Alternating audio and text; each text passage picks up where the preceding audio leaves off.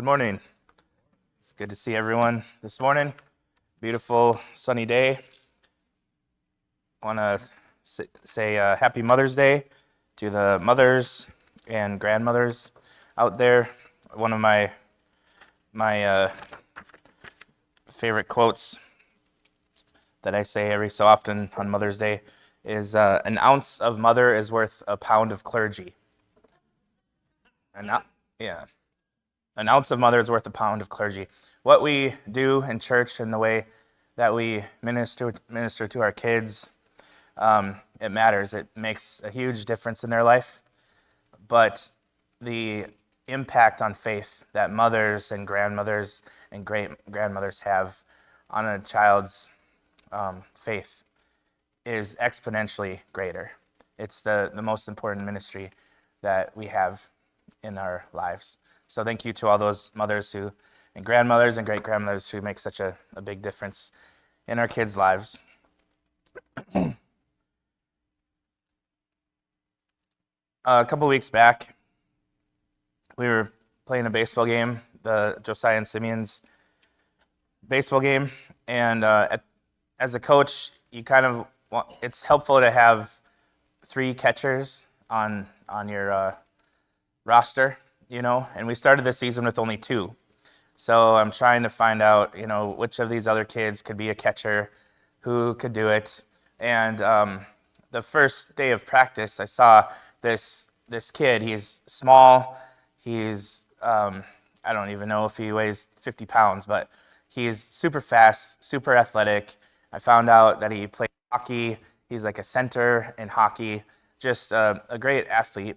Hasn't played baseball much at all, and certainly never did catcher. But I thought, well, let's see what happens. And so I tried him out one time in practice, and he loved it. It was awesome. He was super excited.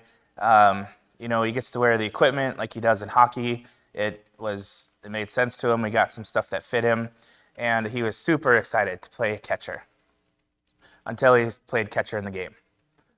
And when he got back there, he realized what Josiah already knows, that it can get really overwhelming really fast when you're behind the plate. There's so much going on, so much you have to do, so much you have to remember, and a lot depends on you, even beyond just catching the ball. But this guy, he struggled in his first inning. And somewhere in the middle of that inning, he looked over to his right to the dugout where I was and Doyle was and Tabitha was and his dad was. And he said, "Dad, I don't want to play catcher anymore." He just called out in this desperate little voice, "I don't want to be catcher anymore." And we had one of our other catchers on the bench there, and I told him, "Get ready, put your stuff on." And his dad looked at me and he said, I won't tell you the exact phrase he said, but he said, "Jackson is a tough kid, okay? And he can do this." So I said, okay. So I left him in, and he struggled. I mean, every other pitch, the ball was going back to the backstop. It was tough. But he made it through, and I was proud of him. And so it comes time for the next inning when we're fielding, and he doesn't want to play catcher. He's not comfortable out there. But I went up to him and I said, "Do you want to be catcher? Do you want to play catcher this inning?" He's like, "No, I don't." And I said, "I'm going to put you in as catcher, okay? I know you can do it. I know you're tough enough. I'm going to put you in there, okay? I believe in you. I trust you." And so he put on his stuff, and he went in, and he caught, and he still struggled, but he did a better job. It was only his second inning ever of catching. What can you do? But that was an important moment for him to give him confidence. If you go in there and mess up for one inning and then get taken out and never play catcher for the rest of your life, well, that is the end of that story for you for the rest of your life, But if your coach says, "I believe in you, I want you to fight through this, I want you to work through this, I'm going to put you back in that position," that means something to those kids. And it definitely meant something to his dad, and it matters to give people those second chances. And he'll get more chances the rest of the season too. that situation is kind of the one that Jesus and Peter find themselves in here in John chapter 21. In John chapter 21, we find ourselves, we started our reading today in verse 9. When they got out on the land, they saw what the Greek says, charcoal fire. I know the NIV said something a little bit different this morning, but it's literally a charcoal fire. Already laid, and fish placed on it, and bread. Now, how did we get to this charcoal fire with the disciples landing there on the shore? What happens earlier at the beginning of John chapter 21 is that the disciples were out fishing on the sea. And they got there on the sea because Simon Peter just says in verse 3, I'm going fishing. And they said, we'll also come with you. Seems like kind of a throwaway verse. But that means something in this text. As we read this story, this isn't just a story about Peter and Jesus. John, the author here, is speaking in symbols as well. These things stand for something else. And yes, it's a story about Peter, and it's a story about Jesus, and that's important. But this is also a story for the church. And as we listen to the story as the church, we imagine ourselves in the place of Peter. The church, at some point, and by the time this chapter is written, Peter has died. And maybe the church has fallen into a bit of complacency like the disciples have, or maybe confusion like the disciples have. Maybe the church didn't really know, as the second and third generation of Christians are trying to map out how do we do faith. Maybe there was a little bit of focus taken off of what was most important. Maybe Jesus wasn't as involved in their ministry, in their words, in their mission, as he ought to have been. And so this is a story on the lake of the disciples going fishing because they don't know what else to do. And they fish all night. And they discover that without Jesus, we can't do this. That we can do something with our own efforts, with our own skills. And we come to find out after all day and all night that no progress is made until Jesus shows up. Jesus is the one who brings fish. It's through Jesus and his power and his presence that the arms of God can wrap around an abundance of people and gather them in to the family of God. Not by the effort of their disciples themselves, but through the power and the word of Jesus can these fish be caught.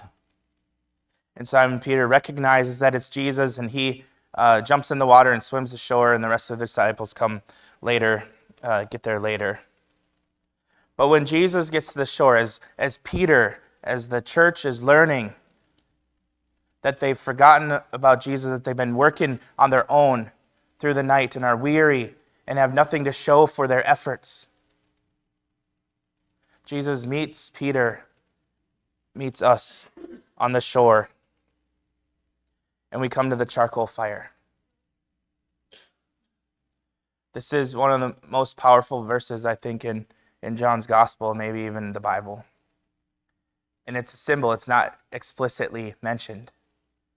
But the last time and the only other time in John's gospel that a charcoal fire is mentioned is the one just before this, where Peter was standing around at night around a charcoal fire and denying Jesus, denying his Lord, betraying him. So when Peter gets, and John, he doesn't have to describe the fire like this, but he does, to drive this point home, that Jesus is bringing him back to the charcoal fire, back to the scene of betrayal, back to the scene, the place of denial. And Peter sees it, and he wonders what's going to happen. How mad is he going to be? What is my punishment going to be? What are the consequences of this? He knows. I know he knows. And the church, as they're reading this some generations later, say, yes, we know we've been like Peter. We know that we've denied the Lord in some way or fashion. We know that we've been working out of our own efforts, trying to accomplish and build this kingdom and bring in, gather in fish, but not through the power or the word of Jesus or through his presence, but otherwise. And he knows. And he's called us to the fire as well. Jesus not only gathers the fish for them, but Jesus already has his own fish there on the shore prepared for them on this charcoal fire.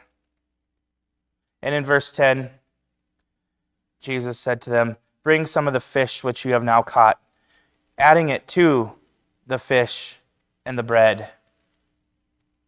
These Eucharistic Lord's Supper symbols, adding it to what Jesus already has there. And Simon Peter, verse 11, went up and drew the net to the land full of large fish, 153, and there were so many that the net was not torn. It's a really intriguing and interesting verse. I want to spend some time more on that on Wednesday night if you want to talk about that, but there's a lot of interesting things there. But we'll skip over that for now. And Jesus called them in verse 12 and said, "Come and have breakfast."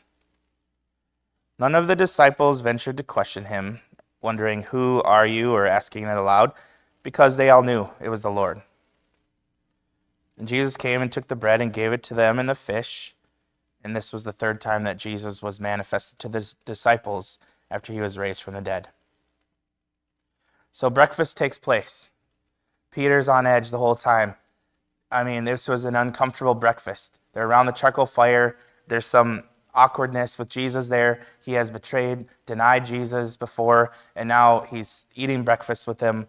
And who knows how long that meal lasted, but it must have seemed like an eternity for Peter.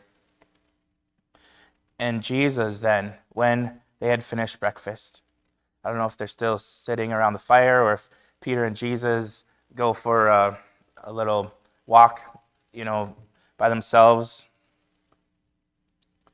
But Jesus said to Simon Peter in verse 15, "Simon, son of John, do you love me more than these?" And he said to him, "Yes, Lord, you know that I love you." Now when Jesus asked Peter, "Do you love me?" you know that hit home. You know that stung. Because obviously Peter had just demonstrated that at least momentarily he didn't have a strong love for Jesus. Not in that moment. He denied him and he betrayed him. He sinned.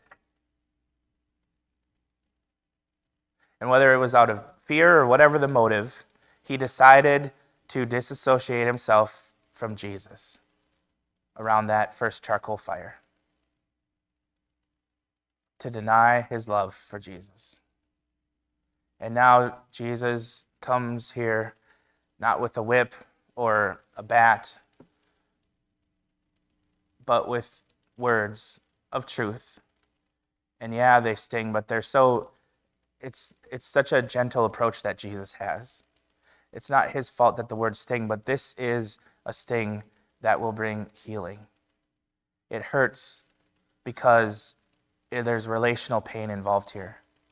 But Jesus is doing this in such a gentle way, just simply asking him, not with anger, but with sincerity, with the heart of a shepherd. "Do you love me?" And Peter knows immediately what that means. He knows what's being asked. He knows what's being echoed. Yes, Lord, I love you. And he says, well then, tend my lambs. And he said to him a second time, and Peter can't bear it. Lord, not another time. Don't ask me again. But he does. Simon, son of John, do you love me? He said to him, yes, Lord, you know I love you. And he said to him, shepherd my sheep. Please, Lord, don't ask a third time. I can't bear it. But he does. He said to him a third time, Simon, son of John, do you love me? And Peter was grieved now, grieved deeper than he has ever been grieved before, because Jesus has paralleled the 3 times that Peter denied him around that first charcoal fire. 3 times, narrated all 3 of them earlier in the gospel. And he said to him the third time, and Peter just closes his eyes. He knows what's going to come. Do you love me? And he said to him, Lord, you know all things. You know that I love you. And Jesus said to him, tend my sheep. Now there's a lot of discussion that people have over what's going on in the Greek text here about different words for love that are being used between Jesus and Peter in this text. And some of that is really interesting. I'm going to focus on something else for today, which is this imagery of shepherd and sheep and lambs. What is Jesus doing here? He's being gentle as a shepherd is with his sheep. He does not come to chastise Peter. He does not come to punish him. He comes to recommission him. And it's that recommissioning that has the power to change everything that's going on in Peter's heart, his confidence. My dad was in town. My parents were this last week.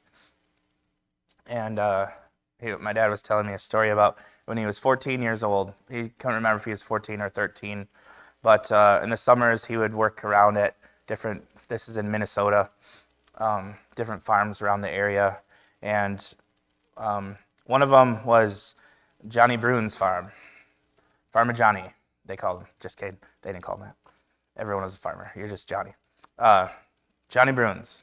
And it was like 12 miles away, he told me, but he would ride on his little Honda 90 motorcycle to all these little places and work. At Johnny Bruin's house, he would work and he'd get paid at the end of every day. Johnny would pay him a little bit every day.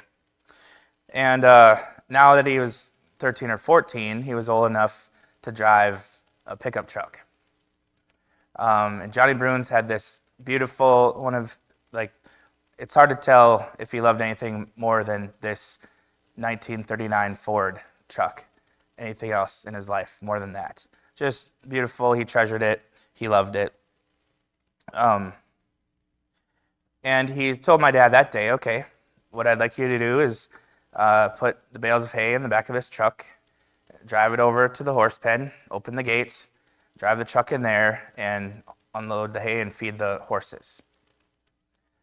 And so my dad said, fine. And he didn't tell him, well, I've never driven one of these things before. I don't know what I'm doing. So he loads the hay, and he gets in the truck, figures out how to drive the manual transmission there, and gets to the horse pen, opens the gate, and drives the truck into the horse pen. Except that he cut the corner a little tight. And by the end of making that corner, the whole passenger side of that truck was crumpled in and dented. And he felt so bad about that. And he felt scared about it too, because this was Johnny Bruin's prized possession, right? He loves this truck. And when Johnny Bruins came over to see what had happened, he was visibly upset, angry, but he was trying to hold back. It's just a little kid. What am I supposed to do here?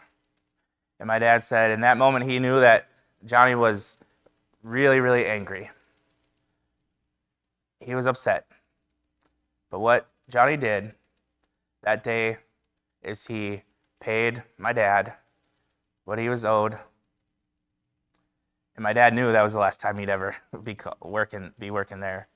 But Johnny Bruins paid my dad at the end of the day, and he said, I want you to come back tomorrow and work again. My dad was totally surprised. I have no idea why he would ever ask me here again. But he comes back the next day, doesn't know what's going to happen, gets off the motorcycle, goes up to Johnny Bruins, and Johnny says, John, that's my dad's name, John, I want you to load up my truck with bales of hay. I want you to drive it over to the horse pen. I want you to open the gate. I want you to drive the truck inside. I want you to unload the bales of hay and feed the horses. The same exact thing that he had told him the previous day. Now, these are just sentences in English, right? What is that supposed to mean? But as humans, we understand the subtext and the symbolism there. That Johnny had every right to say, you messed up, you ruined everything, the most important things to me, and I will never invite you to work here again. But instead, Johnny, like a shepherd, like Jesus, invites my dad back, this 14-year-old boy, and he extends grace, extends mercy. Not only that, but in this powerful moment, on the next morning, he repeats the same words, the same task, the same mission, recommissions him to the same job again.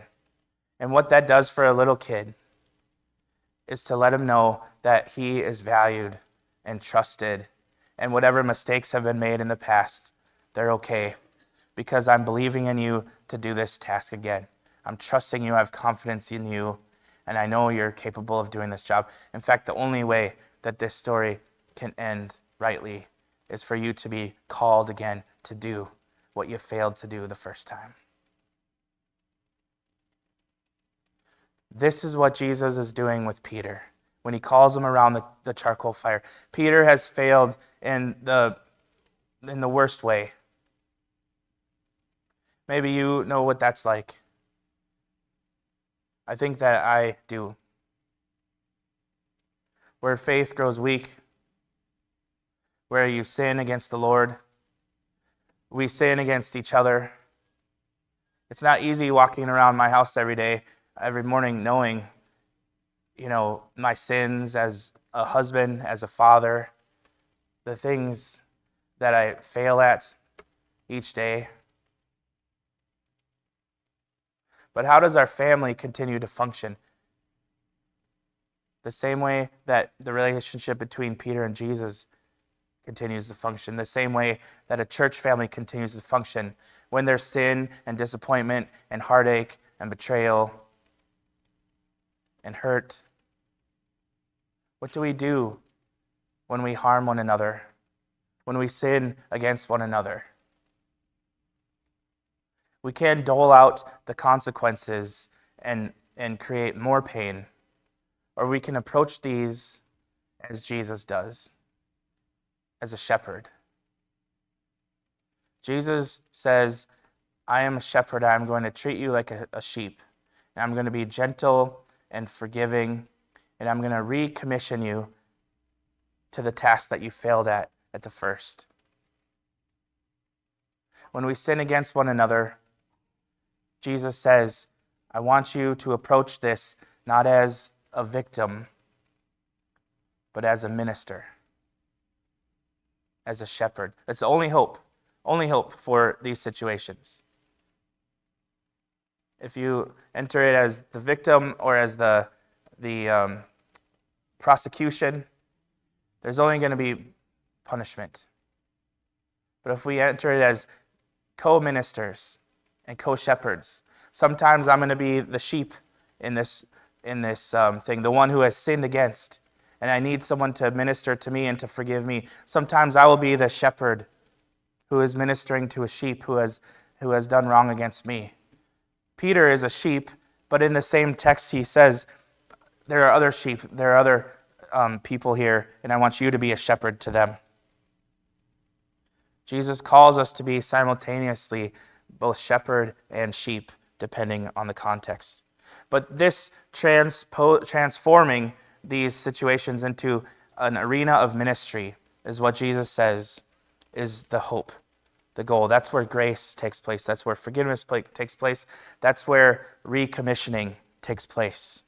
And as it was for Jackson, as it was for my dad when he was 14, it is for Peter, it is for us.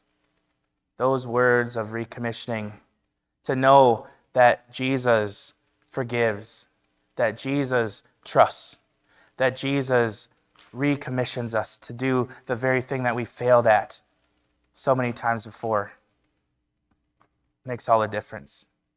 And he calls us to do that for one another. This isn't a one and done situation where someone wrongs me, offends me, hurts me, and I'm done with them forever. This is the church. This is God's people. This is the flock. And we're going to hurt each other. We're going to wound one another. We're going to harm each other because we're humans. And the only way forward is for us to become shepherds who minister as Jesus does to Peter in those situations. Not to ignore it, not to sweep it under the rug, not to pretend nothing's happening. Jesus doesn't do that. He takes Peter to a charcoal fire. He asks him something 3 times. We all get the symbolism. He's addressing it head on, but in the most gentle, shepherd-like way that you can. And that's what is important for us to realize. He is a shepherd, as God is a shepherd. And that text we read today in Psalm 23 so exquisitely defines and explores the realm of a shepherd and what it's like to be a sheep with the Lord as our shepherd.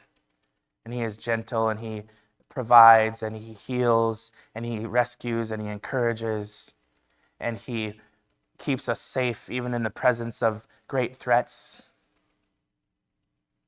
Meditate on that psalm, and you'll understand the type of minister that God calls us to be. This church doesn't have one minister. We're all ministers. And ministry means shepherding, tending to the sheep. All of us have opportunities to be sheep in this flock, and all of us have opportunities to tend those sheep as a shepherd. This is what God calls us to do. And so as we close today, I want us to reflect on this throughout the week. What in my life do I regret? What sin in my life is incessant, difficult to overcome? How is it that I'm hurting other people? Where am I failing? And the first thing to know is that that's true of you. But Jesus comes to you and asks you to face that. And when we face it together with Jesus, we can know that Jesus forgives. We can know that Jesus trusts us to continue on in this mission as a group of people. And he recommissions us to do that. It's the mission, the joint mission, that keeps us in this state of action, this state of ministry. Mission to the fish out there that we want to gather in with God's loving arms. Mission to the sheep that are already in this body, in this flock. But it's the mission that maintains that system of healing and recommissioning. It's the mission that heals people who are at odds with one another. You could stay at odds, or you can say, let's forgive and be on mission together. And once you're on mission together, once you realize that this is about God and about other people, not about me, and you work together side by side with someone who has been an enemy, you don't get very far without trusting that person on the sports field, on the battlefield, whatever you're doing. We're on mission together, and that's what Jesus is calling us to be. Feed my sheep, he says. Feed my sheep. Let's stand and sing.